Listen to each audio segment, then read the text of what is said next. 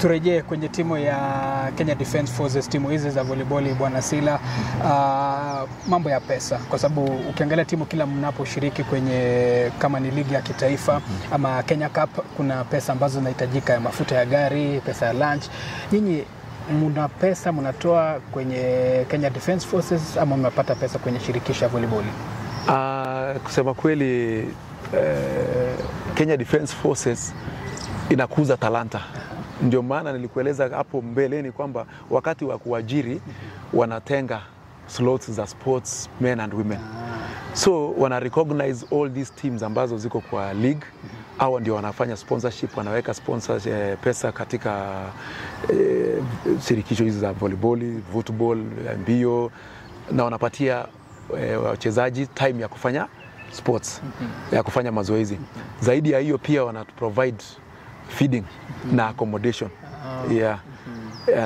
Apart from now, ile kazi ambayo sisi tunafanya kama sasa nini yetu ya kuwapatia mshahara, wanatupatia pia chakula. Tupatia chakula na kutupatia nafasi ya kuweza kufanya sports.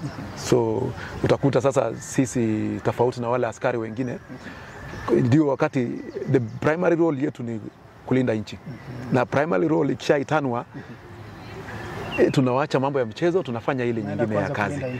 Lakini nao sasa zile tuko at peace, wale kuna talanta, unapatiwa nafasi yako, unafukuza hiyo talanta yako ukiwa unakuwa sponsored na Kenya Defence Forces. So hivyo ndio tuko. So hata wale vijana ambao tuko nao, most wale wanakuja pale, sisi hatuwezi sema tuko na certain ambao tunasema kama hizi parastatals zingine tunasema maybe tuko na training allowance, sijui tuko na game allowance. Hapana, sisi tuko na ile kitu tuko naye, tunaelezana kwamba in future you know that sisi tuta-employ permanently pensionable, kuja kuna chakula, maybe and accommodation, but you have to do your best. Yes. So hiyo ndio kitu ambayo tunaambianga vijana, unakuja pale, do your training, build self discipline, na pia masomo pia lazima uwe ulikuwa umefanya nini, umesoma, because zinaenda hand in hand. We don't get at tunasema ati the first thing ni kwamba you have a paper ya academics. Ya masomo kabisa si huko nakwenda juu, alafu additional sports. Hiyo itakupropel. So they both go in hand in hand. Usiseme tu I can excel in sports, I can get nipate kuemployiwa katika Kenya Defence Forces. Hapana, lazima pia upate kuwa mzuri tena katika masomo ndio uweze kusupport na ya talanta. Yes.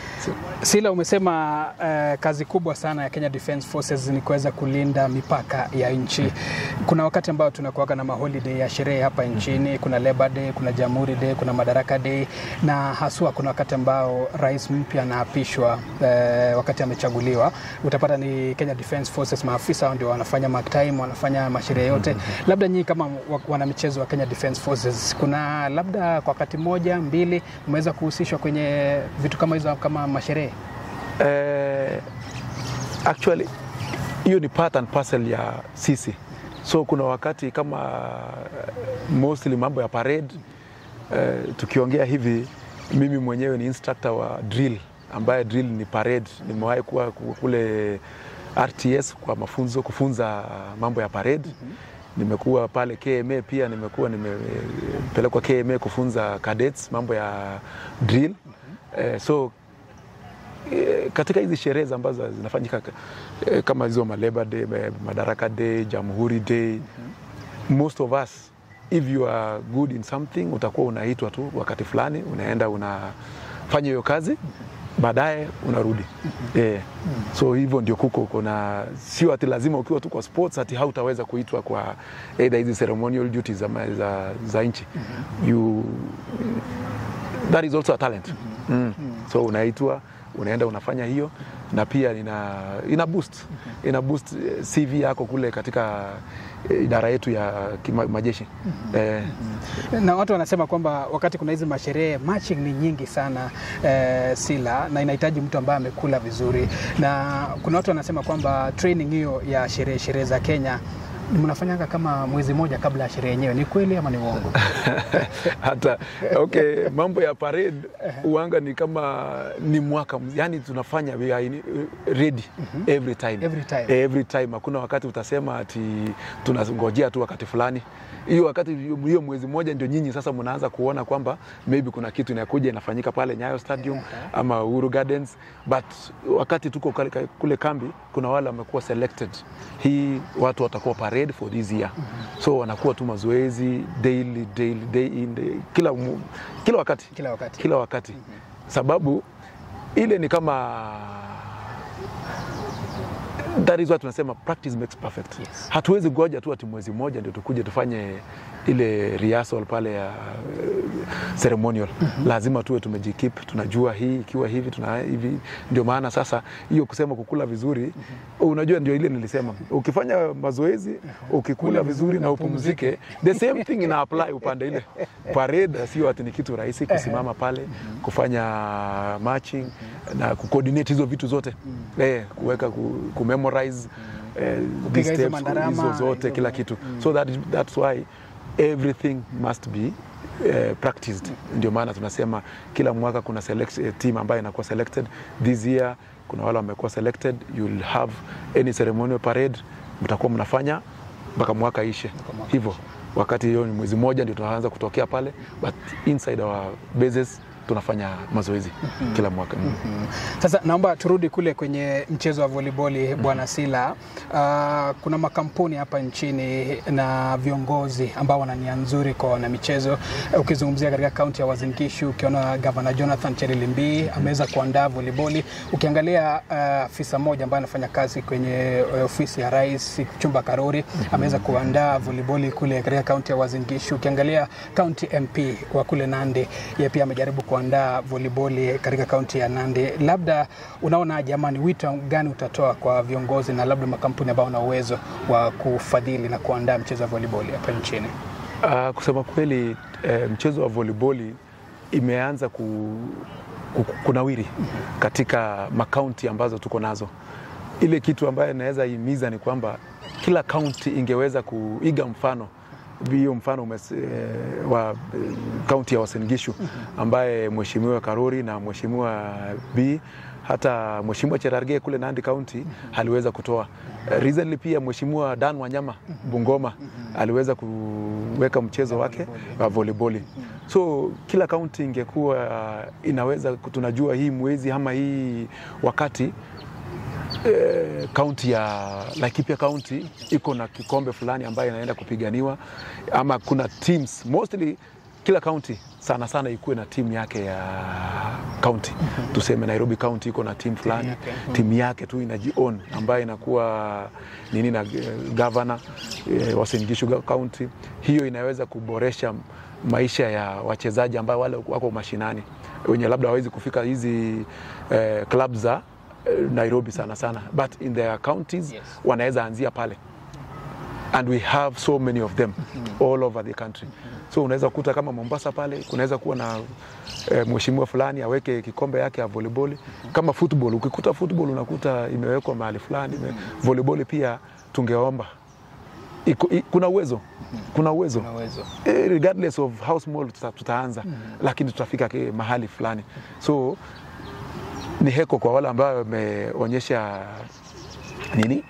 waheshimiwa ambao wameonyesha nia kushiriki nini ya volleyball, na kwa wale wengine pia tunaomba kuna uwezo waweze kuhusisha mchezo wa volleyball katika makaunti zao na katika plan zao za inaitwa nini hizi counties, at least itaonekana.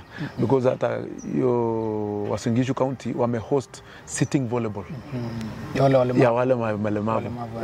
Nimefanya course pia ya hiyo sitting volleyball, na nilikuwa mmoja wa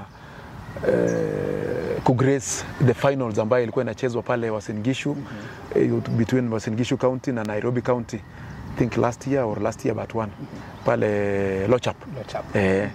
So unakuta Uasin Gishu wamejihusisha sana na mambo ya sports, riadha, volleyball, football, na hiyo whatever sitting volleyball. So ningeomba at least hizi county zingine waweze kuiga mfano kabisa. Na sasa Sila, tukizungumza kwamba ama ukitoa wito kwa viongozi hao wakuwe na nia ya kuandaa volleyball na hata michezo mingine, tuna changamoto moja ya volleyball kucheza uwanja wa Indo.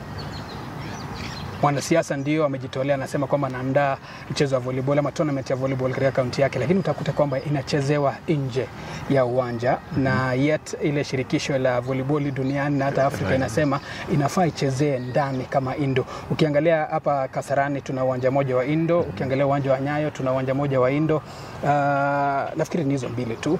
Tufanyaje Sila? Tulaumu shirikisho ama tulaumu ministry ya michezo humu nchini? Umesema viwanja mbili. Tuko na Lang'ata Sports Complex ya wanajeshi ambaye sasa tumeweza it's open to public. Na hiyo ni kiwanja nyingine ambaye ni standard ya juu katika either handball, basketball na volleyball na netball. Kusema kweli Kasarani is the best facility ambayo tuko naye katika nchi hii, Indo Arena. Lakini malipo yake unakuta iko juu sana. Ndio maana unakuta volleyball yes is a indoor game, but hapa kwetu mostly Kenya tunacheza outdoor. Why? Because of the facility and availability ya ile facility. Nimesahau kiwanja nyingine tuko naye hapa Moya Base tuko na Indo Arena ambaye pia imetuwezesha kufanya mazoezi, na unaona timu yetu ya Kenya Defence Forces pia inakuja juu upande ya kina dada na upande ya kina wanaume. So unakuta hatuwezi laumu mtu kwa sababu hii ni nchi yetu. Na we have room to improve. Kama sasa Nyayo Stadium hapo hiyo outdoor arena, if only we can put roof on top. Kama sasa saizi vile AFCON inatakikana kuja Kenya. Kuna renovations za all these stadiums. Tungeaje tu government washirikiane na sports ministry waweze kuweka roof, hata kama ni kidogo tu waweke roof on that, because ile tunatumia Nyayo Stadium ni indoor basketball arena. Sio volleyball. Unakuta tunafunga zile chuma ya net katika hatujaweka permanent, tumefanya tu initiative. So it is for basketball. But hapa nje tuko na outdoor arena ambaye ni ya volleyball. Inaweza wekwa roof tu, it can act as indoor sports arena ya volleyball. Being that Kasarani is more expensive, Nyayo inaweza patikana. Kuna hiyo ya sports complex. Na tena our counties, tunarudi tu kwenu pia. Our counties, they can do a simple structure of an indoor arena. Enye ita accommodate both volleyball, basketball, netball na handball. Hata taekwondo, yani all these things. Kama watu unasema ya loch up. Sometimes unakuta ni kitu kadogo tu, but it can facilitate the indoor activities ambayo inatakikana iwe chezwe indoor. Kama hiyo shule nimetaja kama ya international school, wako na small gym, but unakuta inafanya kazi vizuri sana. Ni gym ambayo inawekwa tu, kuwekwa mabati juu, imewekwa ukuta vizuri, na ina serve the purpose. So willingness yetu, we can do more of this. Small, but they can assist mpaka ndio tuweze kufika ile kiwango ya kusema we have moved now to indoor volleyball. If each club, each county wanaweza kupata a small facility ambayo wanaweza kufanya hiyo training ama kucheza volleyball pale, then we can compete with the world. Kwamba we are now moving from outdoor, and we thank God also our federation wameweza kufanya mchezo wa league ikachezwa mostly indoor. Most of the league matches are being played indoor. So that is a great improvement ambayo tunaelekea the right direction. Umezungumzia watu kuwa na discipline, lakini pale kwa wachezaji tumeangalia kama football for example, ukikuta mchezaji akicheza visivyo anapewa kadi ya njano ama kadi nyekundu. Mchezaji akicheza visivyo kwenye volleyball, je, kuna kadi ya njano, kuna nyekundu, ama anafukuzwa kabisa akicheza vibaya? Hizo zote ziko. Sababu kuna rules of the game kila mahali. Na sisi kabla kuwa coaches tunapitianga, tunafanya combine course ambayo inafanya refereeing na coaching at the same time. That is a level 1 national referee, inaitwa national level 1 coaching and refereeing. As a coach you have to know rules of the game. As a player you have to know. So wewe kama kocha ndio pia unaweza kustill discipline kwa wachezaji. Hakuna mahali inasemekana ati hakuna sanctions.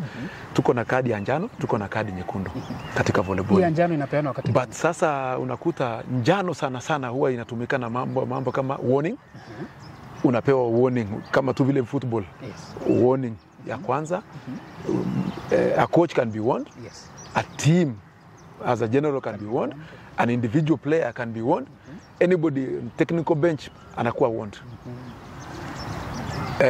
Warning inakuja once kwa team per team. Lakini hii warning Sila kabla ifike ni mchezaji amecheza amepiga mwenzake ama ameshika mpira visivyo neti amefanya nini? Good question. Huwa inatokea ni kama wakati huko katika technical bench, wacha nisungumzie upande wa coaching. Sometimes unakuta sababu hii sisi hatujapata mambo ya VAR upande hii. Unakuta mpira wewe kabisa umeona imegonga nje.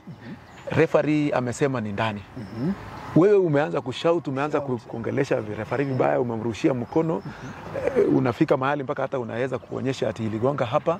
Hiyo hairuhusiwi. So hapo ndio unaweza pata warning.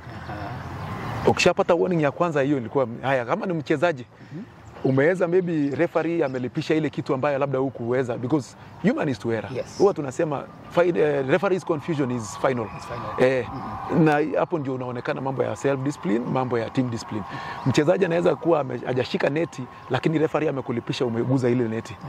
Unakuta mchezaji mara anaanza kushika neti na kutingiza, ama anashika ile stand ya referee na ama kurusha yani vitu kama hiyo. Ile ishara tu kuonyesha kwamba umekasirika. So that one now tunasema ni warning. Unajua sasa katika football ni contact game. Katika rugby ni contact game. So kuna hizo vitu. But in volleyball ni hakuna contact game. Na pia unaweza patiwa kupigia kelele mchezaji mwenzako, timu yako, sio ati hata ile. Hapana. Wewe mwenyewe unaweza kuwa hata mimi kama ni setter akifanya blanda kidogo, nimepatia mchezaji mpira akiwa peke yake amepiga nje amepiga net na kuja na hiyo pia haitakikani. The referee protectors ama hiyo rules na protect us against our own players, against our own bench, against hata wachezaji wengine. Pia kuna ile kuashiria kwamba maybe umemblock mchezaji opponent, umemshika na unaanza kumpoint, unaanza kumuongelesha uwezi, vitu kama hizo. Hiyo haitakikani katika volleyball. Volleyball celebration yake, ukishafanya kitu mzuri, rudi kwa timu yako, geuka kwa timu yako, celebrate na timu yako. Hapana celebrate wakati una face nini? Opponent. So ndio unaweza pata hizo sanctions. Red card huwa inatokea wakati umepewa warning, lakini una insist kwamba haujaridhika na hiyo, hata unakaa unasema hapana. Referee kama nahodha. In fact ile mtu anatakikana kuongea na referee ni nahodha wa team, playing captain, mwenye ako ndani ya kiwanja wakati hiyo. If coach kama hako na chochote anataka kupitiza katika referee, lazima ipite kutoka kwa captain. Hawezi toka kule na aende wapi? Haende kuongelesha referee. So hiyo ndio rule of the game. The captain has the mandate ya kwenda kuongea na mchezaji na referee. Referee pia hako na mandate, anaita captain, anamwambia either mchezaji wako namba 14 nampatia kadi. So anamwambia ainue mkono. Akiinua mkono naye referee anaitoa nini? Anatoa kadi. Kule katika score sheet inarekodiwa, kuna mahali zinarekodiwa kwamba imepatikana huyu amepewa yellow card, hivyo warning, amepewa red card. Red card kwa volleyball ni point kwa opponent. So ukipewa kadi pande hii huko ni point. Yellow card sio point. Yellow card is a warning. Unaweza pata mbili, lakini sometimes pia inategemea na referee. But now sasa tuzungumzie red card.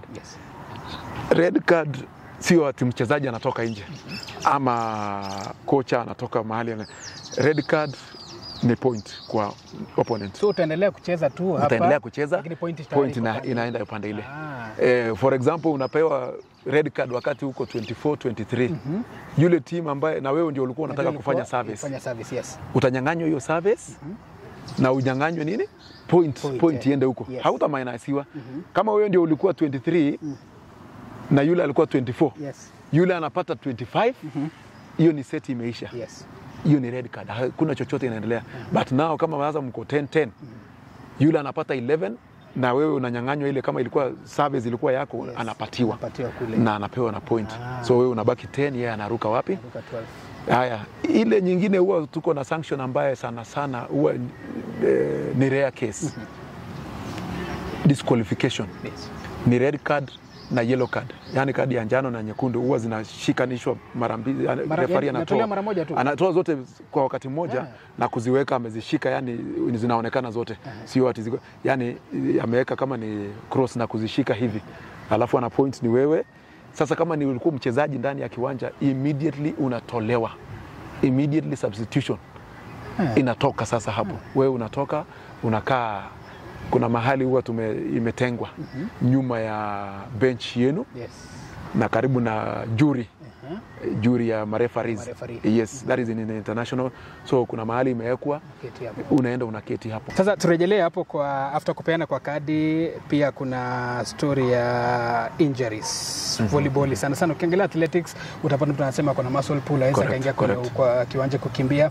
Ukipata mtu kama Julius Yego wenye kutupa mkuki, anakuambia saa zingine mkono hapa imepata nguvu, imetoa nguvu sana mpaka unasikia muscle shoulder maybe dislocation na nini. Pengine kwa volleyball baadhi ya injuries ambayo inahusika ni gani? Actually all sports injuries ni almost the same.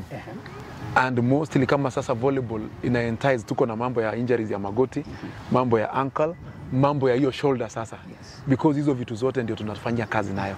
Kuna jumps, magoti, ni ankle, back, because unaruka mpira kama sasa mostly injuries zinatokea outdoor. Yes. Out of field unakuta ground is not that level.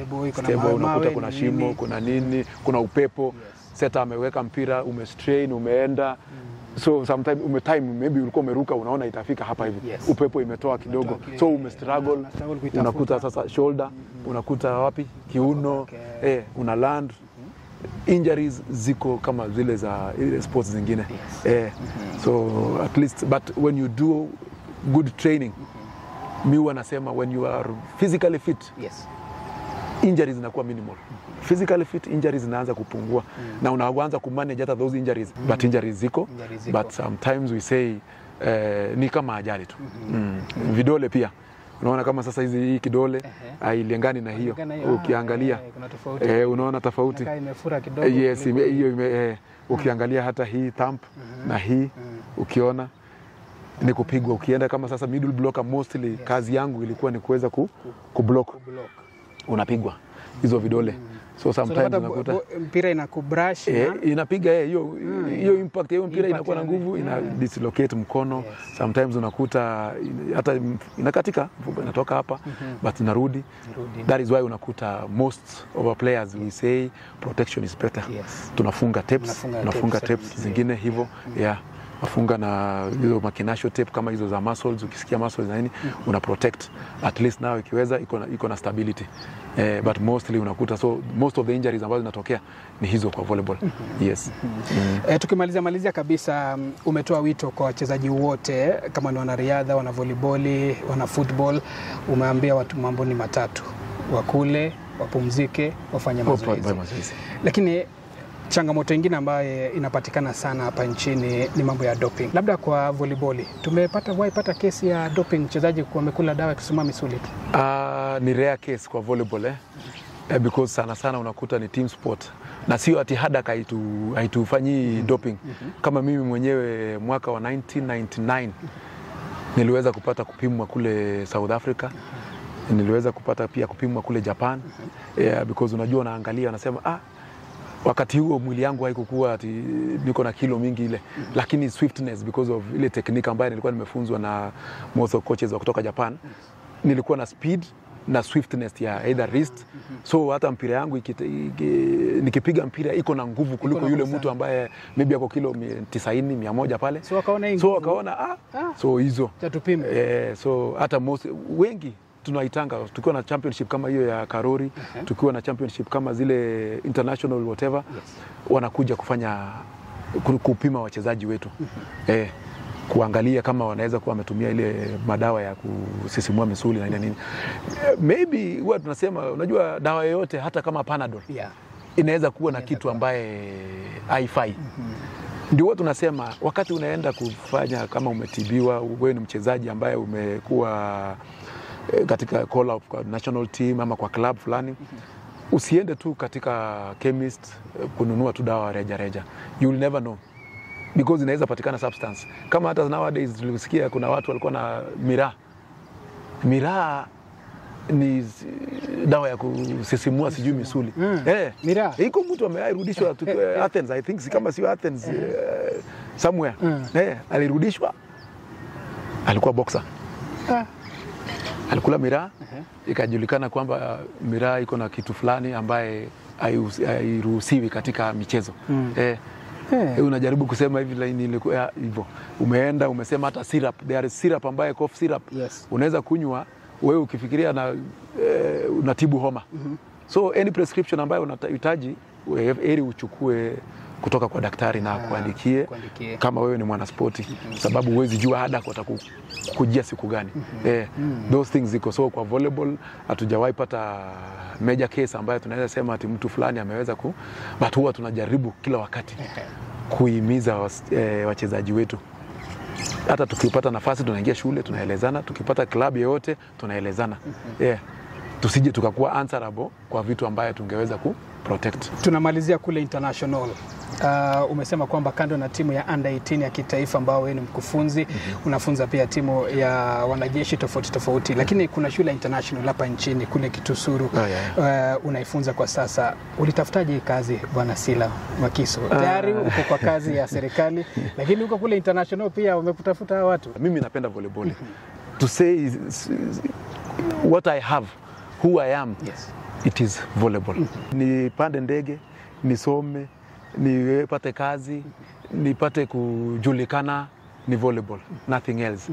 Hata ukiangalia hata sikuwaeleza kule village yangu inaitwa Kimngoror village. Mahali the late Alexander alitokea. Huko ndio village yetu. Na huwezi sema kuna nini mingi. Talanta ya wanaspoti nini. Lakini mimi nilipenda na nikajitoa.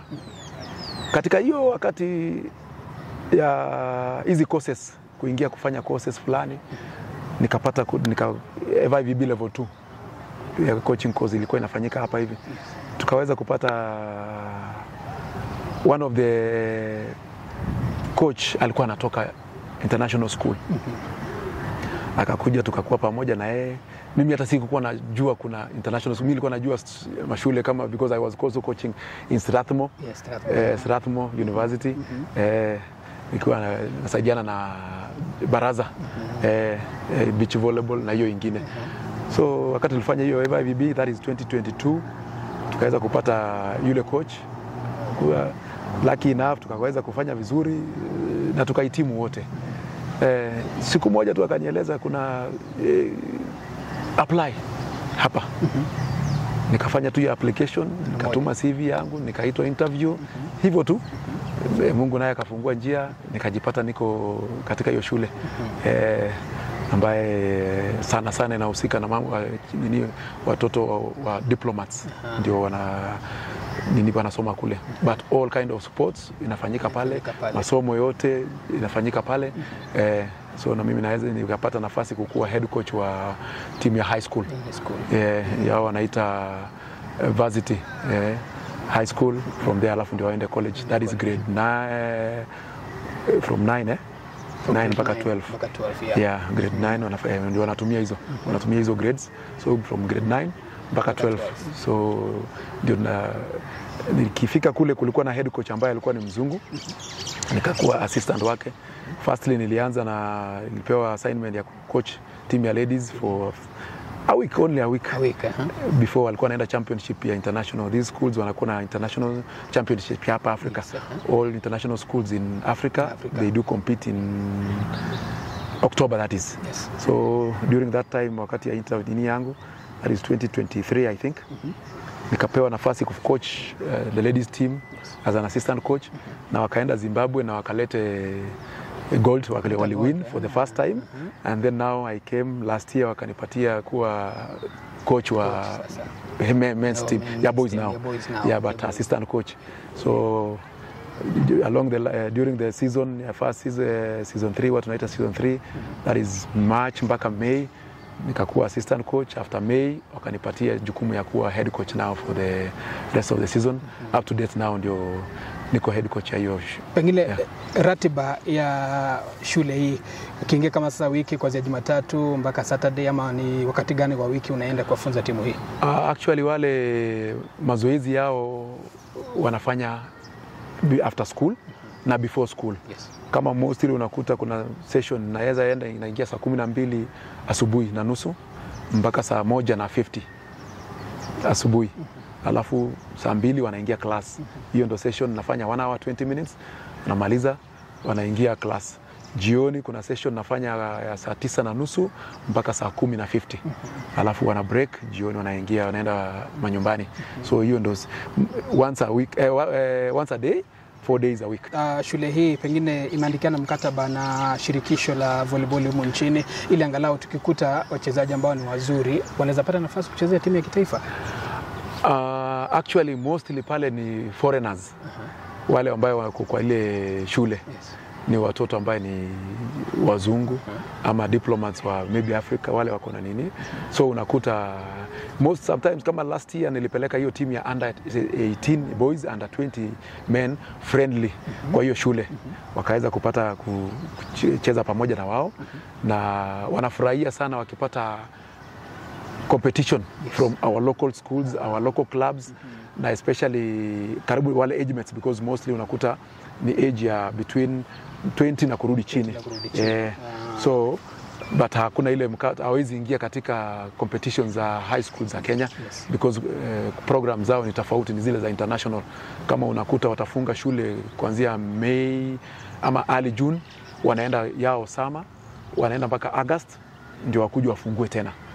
Wakipiga August wanapiga mpaka December. Sila Makisu, utaniruhusu tukafunge. Nataka utizame hii kamera, waongeleshe wale wanafunzi wachanga huko kule mashinani, counties tofauti 47 ya humu nchini.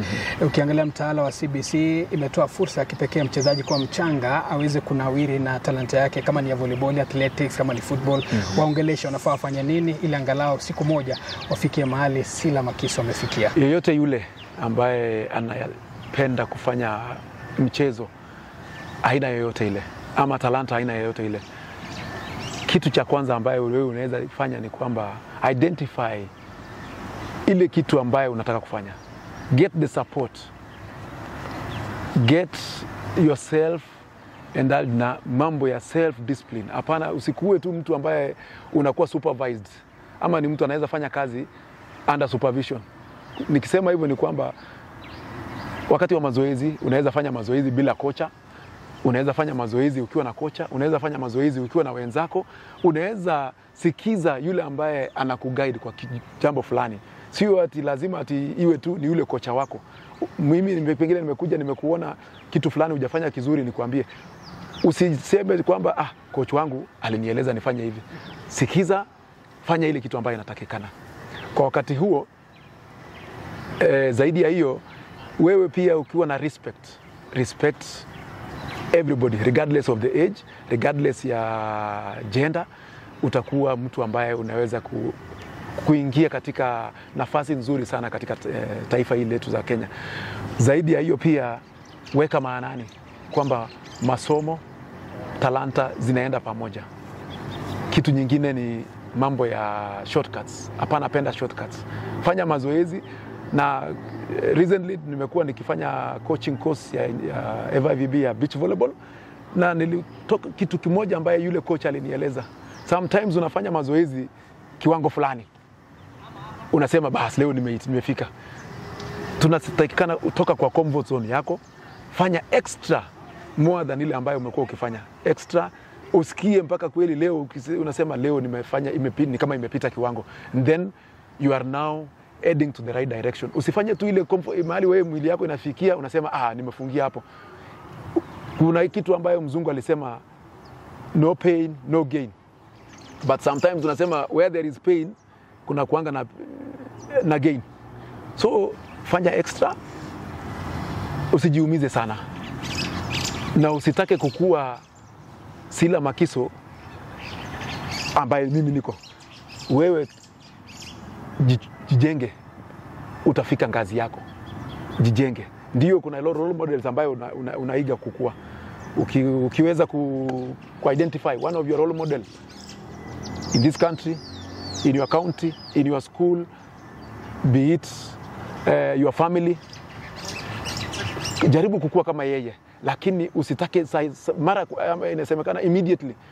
You can't be like Sila Makiso immediately. Just go step by step. Ridhika na vile progress yako iko, na hatimaye I am very sure, God willing, utafika kilele cha talanta yako. Weka Mungu mbele, mazoezi, kula vizuri na ulale, yaani upumzike. Wito wake Sila Makiso, bingwa wa volleyball, anatufungia makala yetu ya leo hapa ndani ya runinga ya Hilche TV.